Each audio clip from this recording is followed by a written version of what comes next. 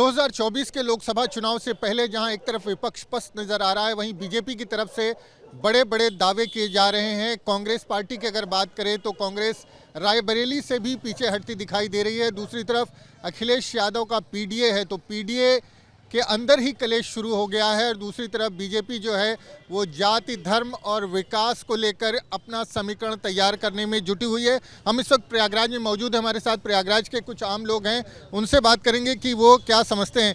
ये बताएं, 2024 लोकसभा चुनाव के पहले क्या तस्वीर दिखाई दे रही है? कांग्रेस की क्या स्थिति दिख रही है आपको, और समाजवादी पार्टी की? विपक्ष और पीडीए और इंडिया कहाँ है? कांग्रेस पार्टी भाग गई है। सोनिया गांधी ने क्लियर कर दिया, क्योंकि उन्होंने लोकसभा लड़ने का मन ही हटा दिया। तो अब उत्तर प्रदेश में गांधी परिवार मुझे लगता है कि लड़ाई करने से पहले ही भाग चुका है। पीडीए, अखिलेश यादव ने पीडीए की जो योजना तैयार करी थी वो छलावा था। सबको पता है कि अखिलेश यादव ने सिर्फ आम जनता को या पीडीए को दिखाने के लिए, ऐसे लोगों को दिखाने के लिए, लुभाने के लिए ऐसी बातें करी थी। जबकि इस बार की अभी राज्यसभा सीट पर उन्होंने जिसको जिसको खड़ा किया या जिसको उन्होंने आगे किया, वो क्लियर हो गया कि उनका पीडीए से कोई रिश्ता नहीं है। कलेश अंदर ही शुरू हो। हाँ, अंदर का कलेश है, अंदर का कलेश साफ है। स्वामी प्रसाद मौर्य ने पत्र लिख दिया। यहाँ पर उनके जो दूसरे सिराथू के विधायक हैं, उन्होंने साफ साफ कह दिया कि हम सपा के कैंडिडेट्स को वोट ही नहीं देंगे। ये अंदर का कलेश ही नहीं है, सच सामने आ रहा है। समाजवादी पार्टी का सच ये है कि पीडीए दिखाने के लिए था और उनको करना वही था जो उनके मन में था। वो बेचते हैं टिकट, वो पैसे पर काम करते हैं, ये सबको पता है। इसलिए समाजवादी पार्टी और कांग्रेस अपने में ही खत्म हो गई। आपको क्या लगता है, खत्म हो गई उत्तर प्रदेश सपा और कांग्रेस? अब दिख तो नहीं रही है कहीं, भाई कहीं दिख भी नहीं रही है, कहीं चुनाव भी नहीं दिख रहा इनका। पिछला चुनाव भी बहुत इनका नहीं था कुछ, विधानसभा भी नहीं, जब कायदे से लड़ाई है तो सांसद क्या लड़ाएंगे? क्या लगता है, बीजेपी मजबूत दिखाई दे रही है? बीजेपी बहुत मजबूत है भाई। उसके साथ जैसे हाथी के बगल में बकरी चल रही हो, दोनों काली हो तो एक तरह है भाई। हाथी के बगल में बकरी चलना है दूसरी पार्टियां, तो कैसे विपक्ष लड़ेगा? अब क्या विपक्ष है ही नहीं, लड़ेगा विपक्ष? पक्ष ही नहीं है, आपको भी यही लगता है? नहीं, जनाधार तो बीजेपी के साथ ही है, पूरा जनाधार बीजेपी के साथ है इस समय। विपक्ष भी है, ऐसा नहीं है कि विपक्ष नहीं रहेगा तो चुनाव ही नहीं होगा, लेकिन जनाधार तो फिर बीजेपी के साथ ही है। अखिलेश यादव ने पीडीए की बात करी, पिछड़ा दलित अल्पसंख्यक की बात। ये तो चुनाव आने के बाद सब बात करते हैं, लेकिन पिछड़ा भी जो भी है, पिछड़ा राजनीति बीजेपी की इस समय स्ट्रांग है। जब से ये राशन वासन बांटा है, पिछली जातियां जो भी है, जो भी लोग हैं, वो उनके साथ ज़्यादा है।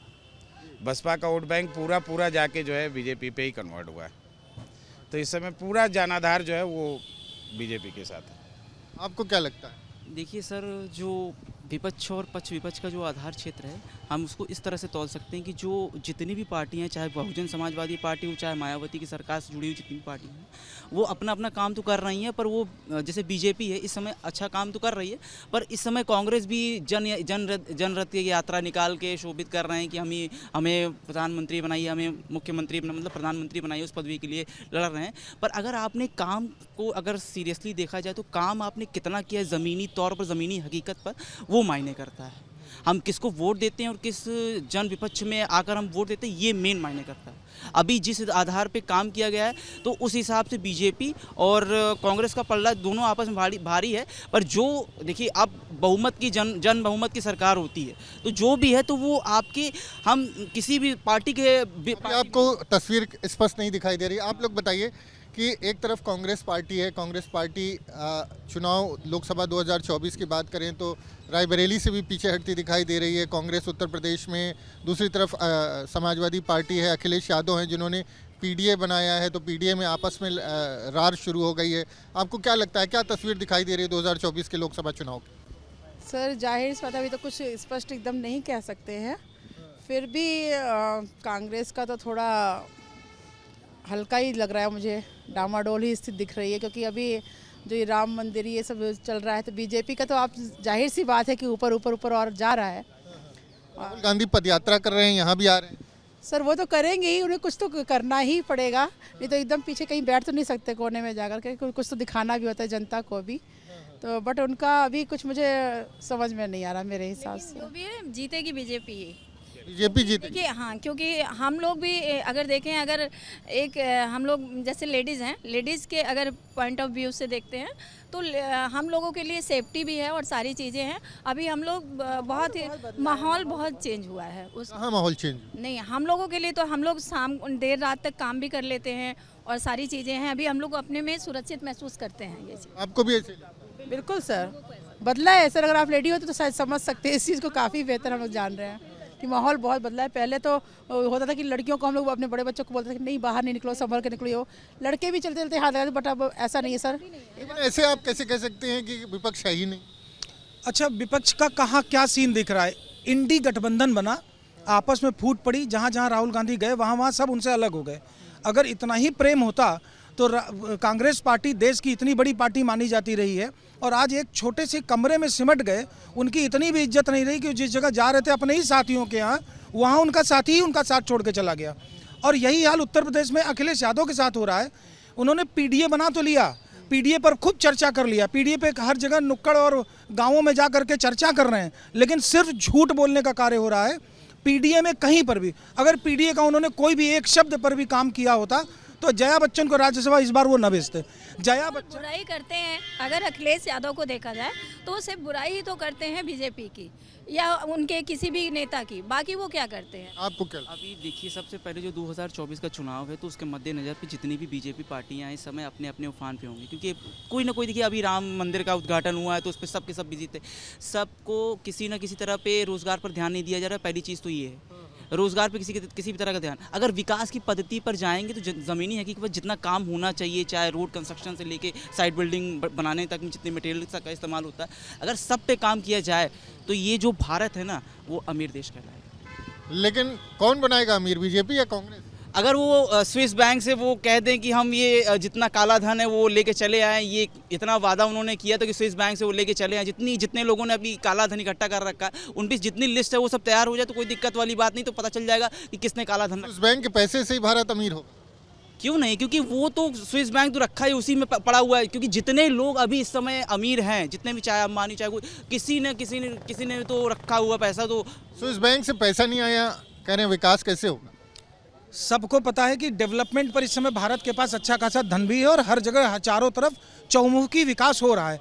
आप जिससे बात कर रहे थे इसको भी यही नहीं पता कि रोजगार कहाँ मिलना है, इसके पास अपनी कैपेबिलिटी नहीं पता, पढ़ा लिखा ही नहीं है, ना पढ़ा लिखा, और जिस कैपेसिटी का बंदा है उसको वो नौकरी कर भी रहा है। इन्हें खाली एक शौक है कि हम कहीं बोल लें कुछ, तो कुछ बोल देने से, सरकार की अवहेलना या उपेक्षा कर देने से कुछ काम नहीं होना है। जो काम चल रहा है इससे बढ़िया भारत का चेहरा आज तक इतने सालों में कहीं देखने को नहीं मिला। आपको क्या लगता है? ये मंदिर बन करके लोगों को वहाँ पे नौकरियाँ नहीं मिली है, उस मंदिर में हर चीज़ तो अवेलेबल होगा ना, तो ऐसा तो है। मैं जवाब देता हूँ। देखिए, सबसे पहले जो राम मंदिर का विकास है तो वो आस्था और धर्म से जुड़ा प्रतीक चिन्ह है, वो हम उस पर कोई सवाल वो मैं नहीं कह रहा हूँ। पर जो जैसे अब कोई भी मंदिर में दान दक्षिणा होती है, अगर उसी पैसे को रोजगार में विकास की आप बात कर रहे हैं, लेकिन 2024 में कौन लड़ेगा? बीजेपी से कौन लड़ेगा? बीजेपी से सर देखिए, एक तो आप समझ लीजिए कि बहुत सारी, आप देख लीजिए कि आपका प्रधानमंत्री तो नरेंद्र मोदी जी हैं, तो उस हिसाब से अगर देखेंगे तो पलड़ा सबका भारी है। पर अलग अलग पार्टियों में भी सब अपना अपना काम कर रहे हैं उस हिसाब से, अगर ईमानदारी। हल्के में मत लीजिए, अलग अलग पार्टियों में भी लोग काम कर रहे हैं, सभी पार्टी अपनी अपनी तरीके से तैयारी। लेकिन देखिए, जो काम बोलता है उनका काम बोल रहा है, इसलिए आज हम लोग मिल करके उनकी तारीफ कर रहे हैं। अन्यथा ऐसे कोई किसी को नहीं बोलता है कि नहीं उनका काम हो रहा है, उनका नहीं हो रहा है। और अभी राहुल गांधी क्या कर रहे हैं? राहुल गांधी को दो शब्द बोलने तो आते नहीं हैं, वो देश क्या चलाएंगे? आप बताइए। आपको क्या लगता है समाजवादी पार्टी की क्या तस्वीर, जो उन्होंने पीडीए बनाया, पिछड़ा दलित अल्पसंख्यक, तो अगर साथ आ गया तो उनका पल्ला नहीं भारी हो जाएगा? सर अभी कुछ कहा नहीं जा सकता है। देखिए राजनीति है, इसमें एकदम 100% श्योर तो कुछ भी नहीं होता, फिर भी लगता नहीं है सर। सवाल नहीं उठता कि पीडीए, पिछड़ा दलित और अल्पसंख्यक उनके साथ आ जाए। जो थोड़े बहुत अल्पसंख्यक हैं, जो टोपी पहने अल्पसंख्यक हैं, उसमें से भी फूट है। अब आप देख लीजिए, कोई एक मुस्लिम का एक समुदाय भारतीय जनता पार्टी के इस समर्थन में इस तरीके से सामने आ चुका है कि वहाँ पर ही फूट है, और कारण भी साफ है। इस समय भारतीय जनता पार्टी ये नहीं देख रही है कि कौन हिंदू है, कौन मुसलमान है, कौन सिख है, कौन ईसाई है। रोटी, कपड़ा और मकान सबको दे रही है, किसी धर्म जाति का हो उनसे कोई इस बात का मतलब नहीं है। देश के एक एक लोगों तक भारतीय जनता पार्टी का संदेश, भारतीय जनता पार्टी के की हर सारी सुविधाएं सब तक पहुंच रही हैं। चहुमुखी विकास का दृश्य पूरे भारत में रोड दिख रहा है, रोजगार की संख्या लगातार बढ़ रही है। आज देखिए जहां पर बड़ी बड़ी मंदिरें बनी हैं उन्हीं के अस्पताल हैं, उन्हीं के शिक्षण संस्थान हैं, उसी मंदिर के पैसे से सारा काम कर रहे हैं, गवर्नमेंट का पैसा भी नहीं लगे और वही मंदिर आज कितने उत्थान पर देश में चल रही है। देखिए उदाहरण यही है, आज अबू धाबी में मंदिर का उद्घाटन क्यों हुआ है। वहाँ की सरकार को भी ये बात पता है कि तेल खत्म होने के बाद यही मंदिर उनको रोजगार देगा और यही उनके देश में पर्यटन का बढ़ावा मिलेगा। ऑयल तो खत्म होना ही है सर, उन्हें पता है, आगे के लिए उन्होंने सोर्स मतलब बना लिया।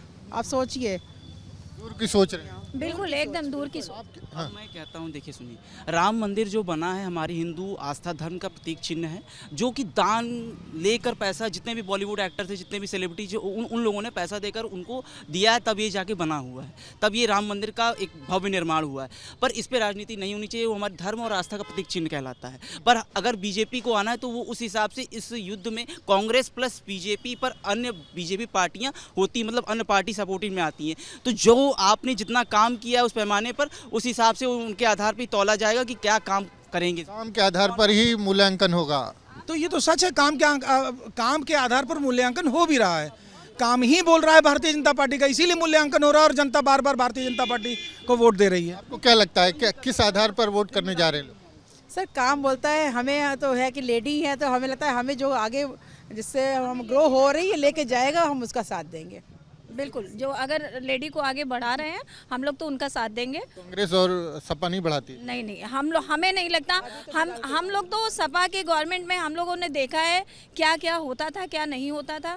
मतलब आज मैं भी 43 ईयर की हो चुकी हूँ, लेकिन हम लोगों ने जो चीज़ें रियलाइज़ की है वो यही कि अभी हम लोग सबसे ज़्यादा सुरक्षित अभी है, हम लोग safety purpose. Bharatiya Janata party ने, आप देखिए कि महिलाओं में के अंदर सुरक्षा की भावना आ गई है, कहीं पर भी अपराध नहीं हो रही, यही सिविल हिंसा। लोग बीजेपी से तो नहीं है? नहीं सर, हम लोग किसी पार्टी से नहीं है, हम लोग पार्टी से नहीं है सर, हमारी कोई पार्टी नहीं। हम लोगों की कोई पार्टी नहीं है। हम लोग काम देखते हैं और बाकी चीज़ें देखते हैं, उस पर हम लोग वोट करते हैं। हम लोग पढ़े लिखे हैं और हमें समझ में आता है क्या अच्छा है क्या बुरा है। सर आप बताइए, पढ़े लिखे लोग जो है वो समझ सकते हैं कि क्या अच्छा क्या बुरा? नहीं, पढ़े लिखे लोग समझ तो सकते हैं, पर अब देखिए सारी चीज़ तो बन रही है, सारी चीज़ों पे विकास तो हो रहा है, पर पैमाने के तौर पर अगर नापने जाएंगे तो सबका व्यापक दृष्टिकोण अलग है। क्योंकि अगर आप नारी शिक्षा की बात करेंगे तो नारी शिक्षा में भी बहुत काम होना बाकी है, बहुत सारे काम होने बाकी। करेगा ये काम? ये काम तो हम ही लोग करना पड़े, जैसे हम लोग को भी उतर सकते हैं। पार्टी कोई सरकार होगी ना, सरकार करेगी। सरकार तो करेगी, पर सरकार जमीनी तौर पे काम करने के लिए भी सक्षम क्योंकि नहीं है। क्योंकि अगर कर भी रही है तो कर भी नहीं रही है, और हाँ भी है ना भी, उनका जवाब हाँ भी है तो ना भी है। तो ये